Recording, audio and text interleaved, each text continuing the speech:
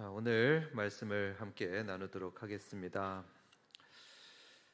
성경은 참으로 유익한 책입니다. 이 성경 속에는 인생을 사는데 꼭 필요한 모든 지침과 원리들이 다 담겨 있습니다.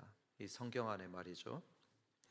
그 사실을 저는 얼마 전에도 새삼 깨닫게 되었는데요. 얼마 전에 저는 정말로 힘든 일을 겪으신 한 분을 만났습니다. 무슨 사연이 있냐면 그분의 30대 사위가 돌연사를 했습니다. 그런데 딸은 임신 중이었습니다. 그러니 정말 마음이 무너지는 상황이었습니다. 그런데 그때 이분이 성경을 읽는데 그 무너지는 마음이 성경을 읽으며 위로를 얻었다고 합니다. 왜냐하면 성경을 보니까 젊은 과부인 룻이 믿음의 사람 보아스를 만나가지고 더욱 행복한 믿음의 가정을 이루는 얘기가 나오는 것입니다. 그리고 그 가정에서 훗날 위대한 왕 다윗이 나왔죠. 믿음의 명문 가문이 태어난 것입니다. 그 과부에게서 말이죠. 그래서 그분은 이렇게 기도하십니다. 우리 딸이 보아스 같은 사위를 만나게 하여 주옵소서. 딸에게도 말했답니다. 너는 룻처럼 젊으니까 슬퍼하지만 말고 보아스를 만날 준비를 하자. 우리 그렇게 기도하자 했습니다. 그렇게 그 모녀는 재혼에 관한 이 성경 말씀으로 위로와 힘을 얻었습니다. 오늘 본문도 이처럼 우리 인생의 구체적인 문제, 주제를 다루고 있는 걸 보게 됩니다. 어떤 주제를 다루고 있냐면 성도 간의 고소와 고발건을 이 본문이 다루고 있습니다. 아주 구체적이고 실제적인 주제이죠. 성도들끼리 다툼이 생겨서 세상 법정에 고발하는 내용입니다. 사랑하는 한밭 성도 여러분, 이런 일이 있어서는 절대로 안 되겠지만 만에 하나라도 우리 교회에 이런 일이 일어난다면 그러면 우리는 어떻게 해야 되겠습니까? 만일 그런 일이 생긴다면 우리는 그렇게 세상 법정에 호소하는 일을 어떻게 봐야 되겠습니까? 함께 하나님의 말씀을 보며 그 바른 답을 찾아보도록 하겠습니다. 앞서 우리는 고린도 교회에 근친상간이라는 정말로 기가 막힌 일이 일어났다는 소식을 들었습니다. 그런 일을 보게 되었는데요. 바울은 여기에 대해서 크게 책망했습니다. 크게 책망하면서 이를 행한 자를 내쫓아라 명했습니다. 그렇게 해서 그 사람의 영혼은 구원받고 또 고린도 교회는 거룩을 지키도록 조치했습니다. 그런데 그 고린도 교회에는 이외에도 기가 막힌 일들이 또 있었습니다. 그 중에 하나는 오늘 보게 되는 고린도 교인들 간의 고소 고발 사건입니다. 여러분, 본래 이 교회는요, 사랑의 공동체입니다. 사랑의 공동체라서 서로 사랑하고 자기 것을 나눠주고 예수님께서 우리를 위해 목숨을 바치셨듯이 형제를 위해 자기 목숨을 버리는 것, 그것이 바로 이 교회입니다. 교회는 사랑 그 자체인 것입니다. 그런데 무슨 소식이 이 바울의 귀에 들렸습니까? 고린도 교인들 사이에 고소 고발 사건이 지금 벌어지고 있다는 것입니다. 이 소식을 들은 바울 얼마나 기가 막혔겠습니까? 분명히 기가 막혀서 털썩 주저앉았을 그런 심정이었을 것입니다. 궁금합니다. 고린도 교인들은 도대체 무슨 일로 이렇게 서로를 고발했을까 궁금해집니다. 저는 궁금해서 주석서들을 여러 찾아보면서 이 학자들의 설명을 보았습니다. 그런데 아무리 봐도 그 정확한 이유는 알 수가 없었습니다. 학자들이 그런 설명은 하질 못합니다. 우리 함께 이 본문 1절을 보겠습니다. 여기 보면 너희 중에 누가라고 하는데 이 너희는 고린도 교회 교인들입니다. 이 고린도 교인들 중에 누가 다른 이와 더불어 다툼이 있는데 구태여 불의한 자들 앞에서 고발하고 성도 앞에서 하지 아니하느냐 말하죠. 여기서 바울은 고발의 이유 또 다툼의 이유는 설명하지 않습니다. 그 이유는 설명하지 않고 그저 누가 다른 이와 다툼이 있다 이렇게만 말하고 있습니다. 그러니까 이것만 보면 다투었던 이유도 모르고 또 누가 누구랑 싸웠는지 이것도 우리는 모릅니다. 그러나 이 편지를 읽는 고린도 교인들은 다 알고 있었을 겁니다. 분명히 다 알고 있었을 겁니다. 누가 누구와 싸우고 있는지, 또 왜 싸우고 있는지 그걸 뻔히 알고 있었습니다. 그러니까 바울은 모두가 알고 있다는 그 전제 하에 이유는 굳이 설명하지 않고 본론으로 바로 들어가고 있습니다. 하지만 여러분, 이 다툼의 이유는요, 안 봐도 뻔합니다. 누가 얘기하지 않아도 그 이유는 뻔합니다. 사람들이 고발하는 이유는 항상 비슷하거든요. 그것은 누군가 손해봤기 때문입니다. 그렇지 않습니까? 누군가를 고발하는 이유는 내가 손해봤기 때문입니다. 그래서 내 손해를 보상받고 싶어서 고발하는 것이죠. 내 명예가 훼손되었다, 보상해라. 내 돈 안 갚고 있다, 빨리 갚게 해달라. 억울하다, 내 피해를 보상해달라. 그래서 사람들은 고발하는 것입니다. 안타깝게도 오늘날 우리 교회들을 보면 이런 고소 고발이 교회 안에서 벌어지는 것을 보곤 합니다. 그래서 우리 마음이 그걸 보면서 참 안타깝고 참 착잡합니다. 물론 교회는 천국이 아니죠. 교회는 천국이 아닙니다. 그래서 끊임없이 병든 영혼이 찾아오는 병원 같은 곳이 바로 교회입니다. 하지만 동시에 천국이 구현되는 곳도 또한 교회입니다. 교회는 사랑의 하나님께서 계십니다. 하나님께서 이 교회에 계셔서 우리 영혼을 치료하시고 또 회복시키십니다.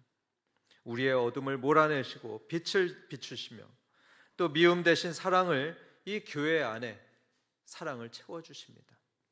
그러니까 교회는 영적 환자들이 모이는 병원이면서 또 동시에 미래의 하나님 나라가 이 땅에 임하는 그런 천국 같은 곳이 교회입니다.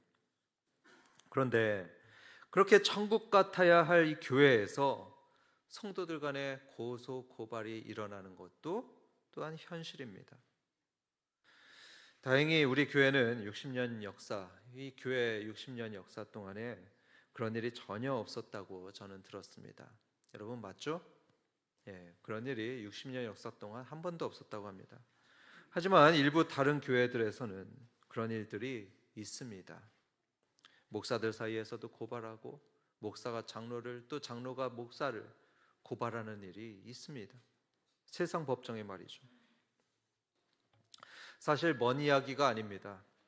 솔직히 우리 교단에서도 그런 일들이 가끔은 일어납니다. 고린도 교회처럼 말입니다. 참으로 부끄러운 일이 아닐 수 없습니다. 이 일에 대해서 바울이 뭐라고 말하는지 함께 보겠습니다. 1절 다시 봅니다. 너희 중에 누가 다른 이와 더불어 다툼이 있는데 구태여 불의한 자들 앞에서 고발하고 성도 앞에서 하지 아니하였느냐. 여러분 이 말씀을 보면 바울은 다툼 그 자체에 대해서는 크게 문제 삼지 않는 그런 뉘앙스입니다. 다툴 수 있다는 것입니다. 여러분 그렇지 않습니까? 성도들도 살다 보면 다툴 수 있습니다. 물론 바람직하진 않습니다. 그렇지만 주님을 위해서 열심을 내다 보면 서로의 의견이 안 맞죠? 그래서 다툼이 생길 수 있습니다. 또는 아직 성숙하지 못해서 다툴 수도 있습니다. 그런데 이런 다툼보다도 바울이 지금 정말로 문제 삼고 있는 게 뭐냐면 구태여 불의한 자들 앞에서 고발했다는 것입니다. 여러분 여기서 이 불의한 자는 누구를 말하는 것일까요? 여기서 불의한 자들이라고 하면 믿지 않는 세상 법관을 말하는 것입니다. 믿지 않는 세상 법관을 불의한 자들이라고 하죠. 그러면 왜 세상 법관들이 불의하냐 하면 그 법관들의 삶이 부도덕해서가 아닙니다. 그들의 삶이 부도덕하거나 또는 무슨 인격에 문제가 있는 것이 그래서가 아니고 그들은 예수님의 보혈과 상관이 없는 사람들이기 때문입니다. 다시 말해서 그들은 믿지 않아서 예수님의 피로 의롭게 되지 못한 사람들입니다. 그렇기 때문에 불의한 자들입니다. 여기서 바울은 문제를 제기하고 있습니다. 그렇다면 왜 의로운 성도들이 구태여 불의한 자들에게 고발하고 있느냐? 이렇게 바울은 의문을 제기하고 있습니다. 그런 문제는 저 불의한 자들에게 맡길 것이 아니라 성도들 간에 교회 내에서 해결해야 했습니다. 잠시 여기에 쓰인 구테여라는 말을 좀 더 자세히 살펴보겠습니다. 여러분, 이 구절에서 구테여라는 말은 감히라는 말하고 동일한 말입니다. 영어로는 dere라고 해서 감히라는 뜻이죠. 다른 번역본들을 봐도 많이들 감히라고 번역하고 있는 것을 보게 됩니다. 그러니까 이 말은요, 너희들은 감히 고발하고 있다, 이 말입니다. 너희는 정말 배짱도 좋구나. 어떻게 감히 성도들끼리 고발을 하고 있냐, 이런 뜻입니다. 여러분, 교인들끼리 고발하는 일은요, 그만큼 잘못된 일입니다. 바울이 볼 때 정말 교회에서는 있어서는 안 되는 기가 막힌 일입니다.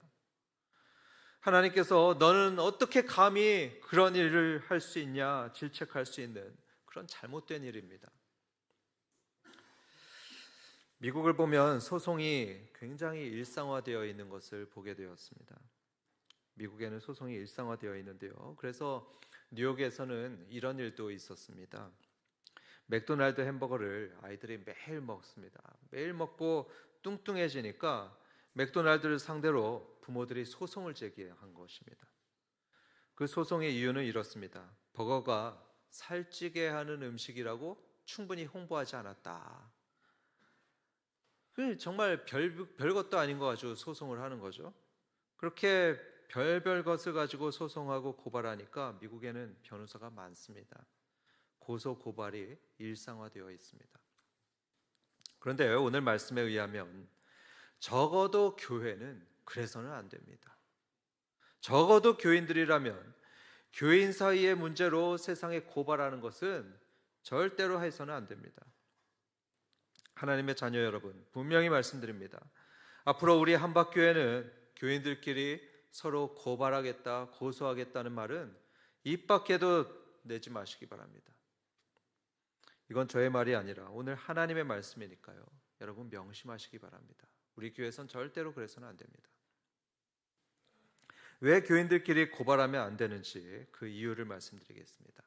두 가지 이유가 있습니다. 첫 번째로는 성도가 세상을 판단하는 것이지 반대로 세상이 성도를 판단하는 것이 아니기 때문입니다. 다른 말로 하면 판단할 권위와 자격은 성도에게 있습니다. 세상에는 없습니다. 그것을 2절에서 말씀하고 있습니다. 2절 우리 함께 2절 읽어보겠습니다. 시작. 성도가 세상을 판단할 것을 너희가 알지 못하느냐. 다시 하겠습니다. 성도가 세상을 판단할 것을 알지 못하느냐. 여러분, 고린도 교인들은 바로 이 점을 놓치고 있었습니다. 세상이 성도를 판단할 게 아니고 성도가 세상을 판단하는 것입니다. 그러니까 세상이 성도를 향해서 야, 아무개가 옳고 아무개가 옳지 않아 이렇게 판단하거나 시시비비를 가리는 것이 아닙니다. 성도가 세상을 판단하는 것입니다. 성도가 세상을 판단할 자격이 있고 능력이 있는 것입니다. 왜 그렇겠습니까? 왜 성도가 그런 것입니까? 왜냐하면 우리 성도들은 진리를 가지고 있기 때문입니다. 진리이신 하나님께서 우리와 함께 하시고요. 그분의 진리의 말씀이 우리 속에 있습니다. 이 진리를 이 세상은 모릅니다. 하나님 없는 이 세상은 이 진리를 모릅니다. 그러니까 음행이 죄라는 사실도 세상은 모르죠. 또 동성애와 낙태가 죄인 것도 이 세상은 모릅니다. 그렇기 때문에 진리를 소유한 이 성도들만 세상을 판단할 자격이 있고 능력이 있는 것입니다. 심지어 3절을 보면 세상만이 아니라 천사들도 판단할 사람이 우리 성도들이라고 합니다. 자, 3절 함께 보겠습니다. 3절. 우리가 천사를 판단할 것을 너희가 알지 못하느냐. 그러하거든 하물며 세상 일이랴. 그렇습니다, 여러분. 우리는 이런 사람들입니다. 천사들을 판단할 사람들이 우리들입니다. 즉 천사보다 높은 존재들인 거죠. 이것은 당연합니다. 이게 당연한 게 우리는 예수 그리스도를 믿음으로 하나님의 자녀가 되었거든요. 우리는 하나님의 아들이고 딸입니다. 따라서 하나님께서 이 세상을 심판하시듯이 자녀된 우리 역시 마지막 날에 천사를 심판할 것입니다. 세상을 심판할 것입니다. 아마 여러분은 지금 당장은 믿어지지 않을 것입니다. 마치 꿈 같은 얘기로 들리실 겁니다. 하지만 성경은 분명히 말씀하기를 우리 성도들은 그같이 존귀한 존재들이라고 성경은 말씀합니다. 계시록 20장 6절에 보면 역사의 마지막 날을 얘기하고 있죠. 역사의 마지막 날에 우리 성도들은 왕 노릇을 할 것입니다. 그때 우리는 모두가 왕이 되어서 이 땅을 다스리는 일을 할 것이라고 성경은 말씀합니다. 그런데 여러분, 그렇게 왕이 될 우리가 어떻게 우리끼리의 문제를 세상 법관에게 의뢰합니까? 그건 있어서는 안 되는 것이죠. 그건 정말 부끄러운 일입니다. 2절과 3절 함께 읽겠습니다. 자, 함께 읽습니다. 시작. 성도가 세상을 판단할 것을 너희가 알지 못하느냐? 세상도 너희에게 판단을 받겠거든. 지극히 작은 일 판단하기를 감당하지 못하겠느냐? 우리가 천사를 판단할 것을 너희가 알지 못하느냐?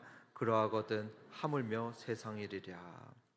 여러분, 지금 바울은요, 교인들 간의 분쟁이 일어나는 것을 지극히 작은 일이라고 규정했습니다. 서로 네가 잘했니 내가 잘했니 하면서 누가 누구에게 손해를 끼치고 그런 손해받은 일들은 지극히 작은 일이다 규정한 것입니다. 여러분, 그런 일들은요, 교회도 판단할 수 있습니다. 교회가 판단하는 것이죠. 진리의 성령님께서 계시고 그분의 진리와 지혜를 가진 교회는 교인들 간의 문제를 잘 가려서 판단할 수 있는 것입니다. 그런데 그것을 못하고 그 문제를 세상 법정까지 끌고 가서 그 불신 판사에게 이 성도들의 일을 맡긴다? 그건 부끄러운 일입니다. 요즘 말로 하면 쪽팔린 일입니다. 한번 5절을 보겠습니다. 내가 너희를 부끄럽게 하려 하여 이 말을 하노니 너희 가운데 그 형제 간의 일을 판단할 만한 지혜 있는 자가 이같이 하나도 없느냐? 이렇게 없어가지고 세상 법정에 맡기냐? 이렇게 말하는 것이죠. 비유하자면 이런 것입니다. 여러분, 학교 선생님들이 교무실에서 싸움이 난 것입니다. 두 선생님이 막 싸우다가 야, 안 되겠다. 우리 반 반장에게 가서 누가 옳은지 한번 물어보자. 이렇게 말하는 것입니다. 여러분, 그런 일은 정말 어처구니 없는 일 아니겠습니까? 그런데 마찬가지입니다. 성도들의 일은요, 교회가 판단해야 되는 것입니다. 진리를 소유한 이 교회가 판단해야지, 그렇지 않고 세상이 성도를 판단하게 한다? 그것은 부끄러운 일입니다. 참으로 어처구니 없는 일인 것입니다. 지금까지 교인들은 왜 세상 법정에서 서로를 고발하면 안 되는지 그 첫 번째 이유를 들어봤습니다. 이제 두 번째 이유입니다. 두 번째 이유는 그렇게 고발하면 다 같이 실패하는 것이기 때문입니다. 고발한다는 것은 다 실패하는 것입니다. 7절입니다. 너희가 피차 고발함으로 너희 가운데 이미 뚜렷한 허물이 있나니 차라리 불의를 당하는 것이 낫지 아니하며 차라리 속는 것이 낫지 아니하냐. 여기서 여러분, 뚜렷한 허물이라는 말이 나오는데요, 이 말은 완전한 실패라는 의미입니다. 대부분의 번역이 그렇게 번역하고 있습니다. 이것은 완전한 실패라는 의미입니다. 그러니까 이것을 다시 말하면 무슨 말을 하냐면은 너희가 서로 고발하는 것은 다 실패하는 것이다, 이런 의미입니다. 부부싸움과 똑같습니다. 여러분, 부부싸움에서 승자가 있습니까? 부부싸움엔 승자가 없습니다. 만약에 부부가 싸워서 한 사람이 승리한다고 해보겠습니다. 그러면 그게 승리입니까? 이혼하면서 한 사람이 합의금을 많이 받았습니다. 그러면 그게 승리입니까? 그거 아니죠. 부부싸움에는 승자가 없습니다. 부부 문제를 법정에 가져가는 것 자체가 실패하는 것입니다. 교인들끼리의 문제도 마찬가지입니다. 법정까지 가기 전에 서로 화해하고 해결하게 된다면 둘 다 승자가 되는 것입니다. 그런데 그렇지 않고 만약에 법정까지 가져간다 그러면 둘 다 패자가 되는 것입니다. 성경에서 말씀하기를 그렇게 둘 다 실패자가 되느니 차라리 너가 불의를 당하는 것이 낫다 하십니다. 7절에서 그렇게 말씀합니다. 너가 불의를 당하는 것이 더 나은 것이다. 어떤 교인이 만약에 나를 속인 것입니다. 나를 속여가지고 뭔가 이득을 얻었다. 그러면 그 사람을 고발하느니 차라리 속는 것이 낫다. 그런 말씀이죠. 이 구절을 원어로 보면 비교급이 쓰이는 것을 봅니다. 비교급이 쓰여서 그 형제된 교인을 고발하기보다는 차라리 불의를 당하고 차라리 속는 것이 더 나은 것이다. 이렇게 말씀하고 있습니다. 이것은 세상에서는 이해할 수 없는 것이죠. 세상에서는 결코 이해할 수 없고 동의할 수도 없는 이상한 윤리를 말하는 것 같습니다. 왜 손해를 입고서도 가만히 있냐? 그렇게 속고 그렇게 해를 당하고서도 어떻게 참고만 있냐? 너 바보냐? 세상은 비웃을 것입니다. 하지만 여러분, 이것이 바로 천국의 윤리입니다. 세상은 도저히 이해할 수 없는 윤리, 세상의 윤리와는 다른 천국의 윤리인 것입니다. 이 윤리는요, 오직 예수님의 제자들만 할 수 있는 것입니다. 사실 우리 중에도 그렇게 사는 분들이 계십니다. 모욕을 당해도 참고 억울한 일을 당해도 그 울분을 속으로만 사귀시는 분들 계십니다. 그걸 견뎌내는 분들이 여기 계십니다. 주님을 위해서 말이죠. 얼마든지 고발하고 얼마든지 싸울 수도 있지만 주님과 교회를 위해서 참는 예수님의 참된 제자들이요, 우리 가운데도 계십니다.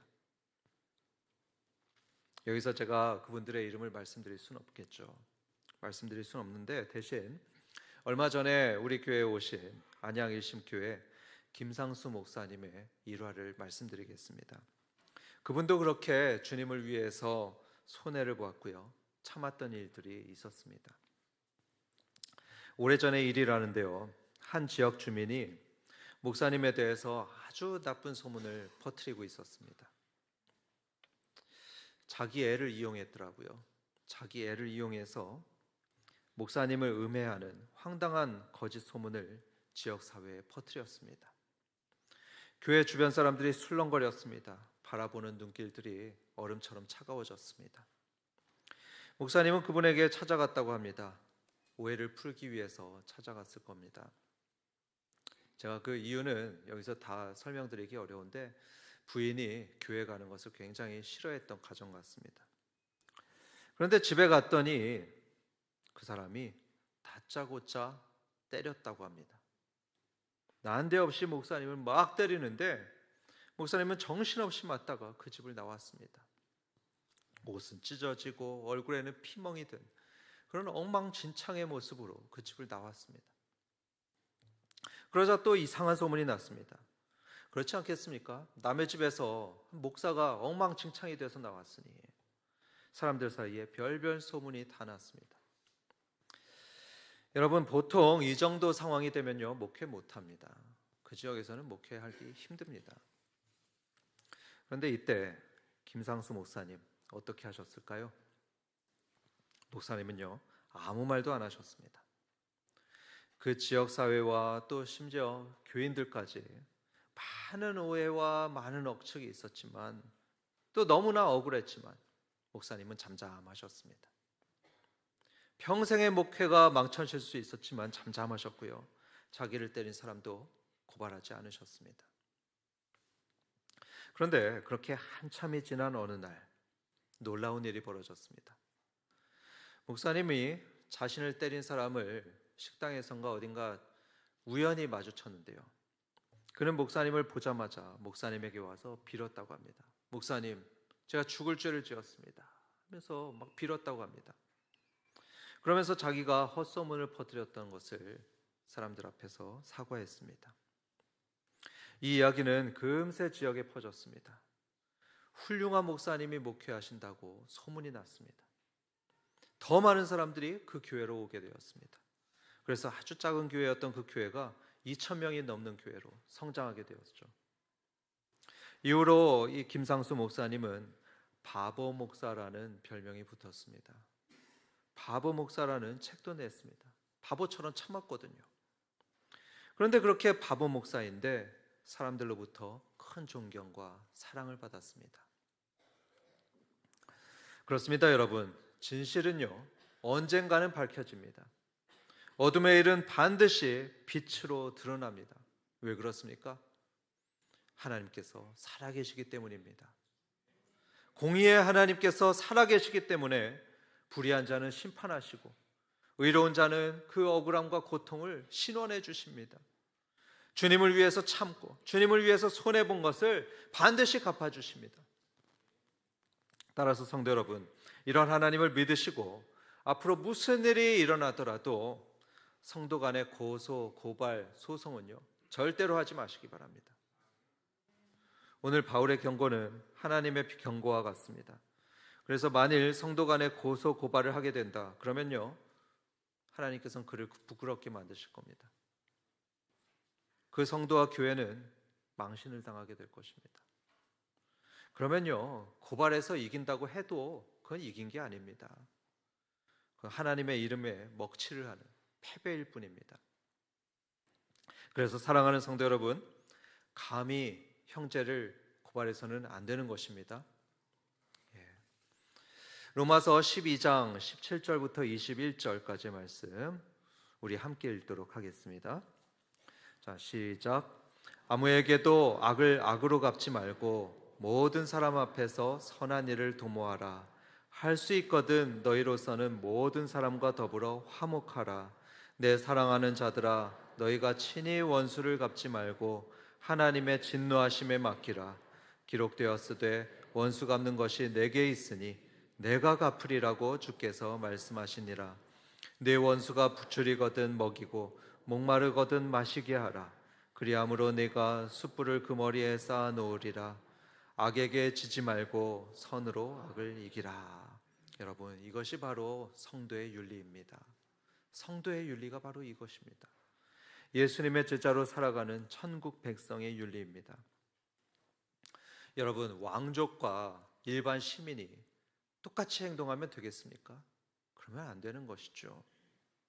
마찬가지로 하나님을 아버지로 모신 우리는요, 화목을 도모해야 합니다. 선으로 악을 이기는 것입니다. 믿으시고 선으로 악을 이기시는 귀한 성도들로 사시길 축원합니다. 결론을 맺겠습니다. 제가 얼마 전에 이런 말을 들었습니다. 1억을 받은 사람이 10,000원 못 받았다고 화낼 일이냐? 그렇지 않습니까? 정말 맞는 말인 것 같습니다. 지금 1억이 생겼는데 겨우 10,000원 손해봤다고 화내고 기분 나쁘고 그러는 건 이치에 맞지 않습니다. 마찬가지로 성도인 우리는요, 영생과 천국 백성이라는 최고의 선물을 받은 사람들입니다.